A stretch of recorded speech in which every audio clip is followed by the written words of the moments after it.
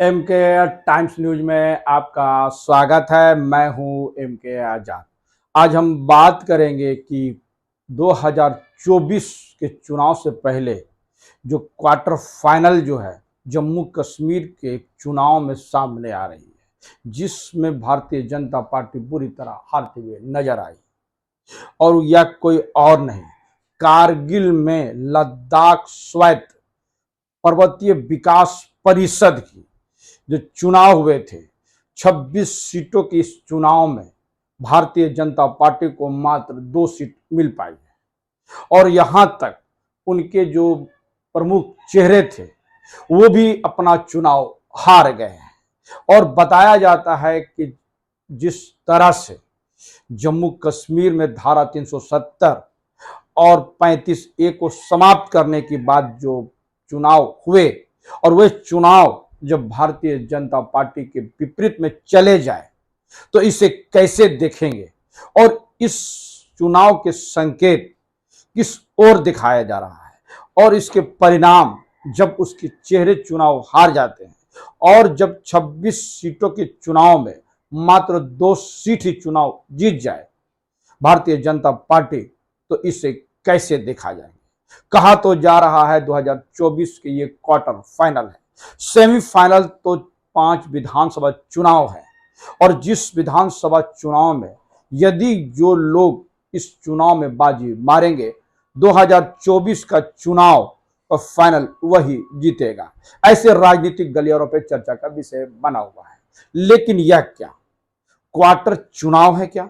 और जब कारगिल के लद्दाख स्वायत्त पर्वतीय विकास परिषद के चुनाव में जो परिणाम सामने आए हैं, क्या यह क्वार्टर फाइनल के रूप में लोग देखेंगे?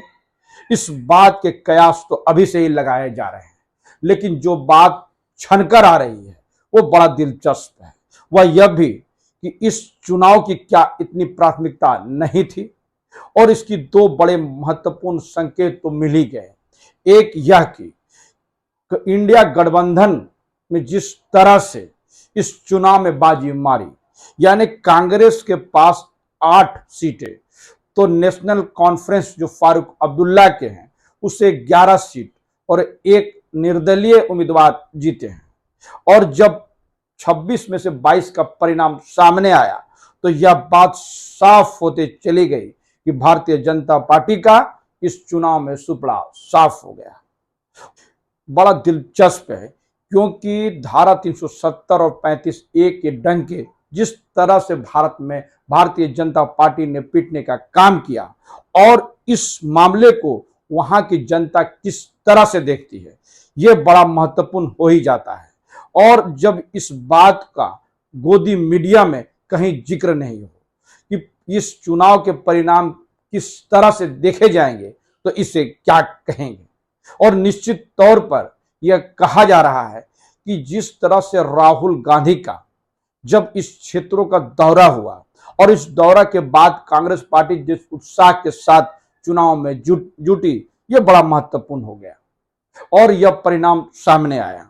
तो क्या यह क्वार्टर फाइनल के रूप में देखे जाएंगे, या यह प्रश्न जो है राजनीतिक गलियारों पर चर्चा का विषय बना हुआ है। लेकिन निश्चित तौर पर कांग्रेस में उत्साह का संचार तो जरूर हुआ, क्योंकि जम्मू कश्मीर में जब चुनाव भारतीय जनता पार्टी कराने के लिए तैयार नहीं बैठी, इस सवाल को खड़ा करने वाले विपक्ष के लोग लगातार सरकार से इसी मामले पर कटघरे में खड़ा करते हुए नजर आते हैं। तो बड़ा दिलचस्प नजारे हैं जब उनके चेहरे जब चुनाव हार जाए।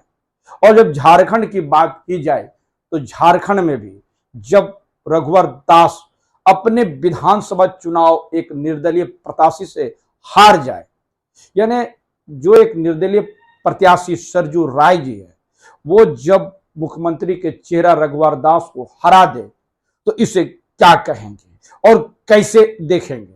लेकिन बड़ा महत्वपूर्ण है कि जम्मू कश्मीर में धारा 370 के बाद अगर भारतीय जनता पार्टी जब वहां के इस ऐसे चुनाव में हार जाए कि जिसकी जड़ें कितनी मजबूत है इसका पता चल जाए, तो क्या क्वार्टर फाइनल नहीं है। और कितना भी छुपाने की कोशिश मीडिया जरूर करे, लेकिन जब प्रिंट मीडिया इसको सामने लाता है तो सच्चाई खुल ही जाती है। और तो और जब सोशल मीडिया में इस बात का प्रचार प्रसार होते हुए नजर आते हैं तो इसे कैसे आप इनकार कर सकते हैं। ये बड़ा महत्वपूर्ण है, और बड़ा महत्वपूर्ण इसलिए भी है कि आज ही तो पांचों विधानसभा के तारीख का ऐलान होना है, और इस बीच में जिस चुनाव परिणाम की बात आज हम कर रहे हैं और वो परिणाम भी भारतीय जनता पार्टी को हरा दे तो इसे क्या कहें। आज स्क्रीन पर देख सकते हैं कि उनके जो प्रमुख चेहरे थे स्क्रीन पर देख सकते हैं, तो बड़ा दिलचस्प नजारे हैं। क्वार्टर फाइनल हार गई, और इससे किस तरह से कांग्रेस पार्टी भुनाएगी यह तो आने वाला वक्त पता चलेगा। लेकिन तारीखों का ऐलान के बाद और जिस तरह से चारों विधानसभा चुनाव के अंदर खाने की रिपोर्ट जो सामने आ रही है, उससे भारतीय जनता पार्टी डरी सहमी तो जरूर है। अंदर खाने की लड़ाई एक तरफ मुंबई खड़ी है, तो दूसरी तरफ मध्य प्रदेश में भारतीय जनता पार्टी में नेताओं का पलायन भी बदस्तूर जारी है। बड़े बड़े काफिलों के साथ जब कांग्रेस पार्टी में शामिल होता चला जा रहा है उनके नेता, तो इसे क्या कहें। और बड़े दिलचस्प नजारे हैं कि जब पिछले चुनाव में जब जनता ने विपक्ष में बैठाने का ऐलान कर दिया, यानी जो वोट दिए वो भारतीय जनता पार्टी को विपक्ष में बैठने का था, लेकिन एन करेन प्रकेन और सत्ता की चतुराई ने जिस तरह से शिवराज सिंह चौहान को उनका मुख्यमंत्री जरूर बना दिया था, क्या जनता इसकी बदला नहीं लेगी। यह सब बातें राजनीतिक गलियारों पर चर्चा का विषय बना हुआ है। यह इसलिए भी महत्वपूर्ण है क्योंकि कर्नाटक में भी इसी चतुराई के साथ जब सरकारें बना ली और जब जनता का मत आया तो भारतीय जनता पार्टी धूल चाटते हुए नजर आई। जिस तरह से कारगिल के लद्दाख स्वायत्त पर्वतीय विकास परिषद के चुनाव सामने आए, इसकी चर्चा भले भारतीय जनता पार्टी ना करे, क्योंकि राज्य दर राज्य तो इस वक्त में भारतीय जनता पार्टी का हारने का ट्रैक रिकॉर्ड इस तरह से भारतीय जनता पार्टी को हिला दी है, इसकी बानगी आप अच्छी तरह से देख सकते हैं।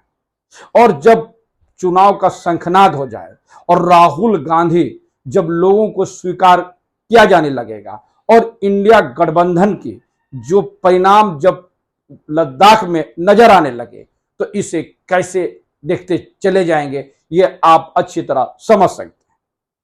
तो जिस तरह से इंडिया गठबंधन के बाद जब पहले इस परिषद की चुनाव हुई और बताया जाता है कि इस चुनाव में पूरी शिद्दत के साथ भारतीय जनता पार्टी लड़ी जरूर थी, लेकिन सफलता तो बिल्कुल नहीं मिली, और इंडिया गठबंधन के बहुमत के बाद यह साफ हो गई।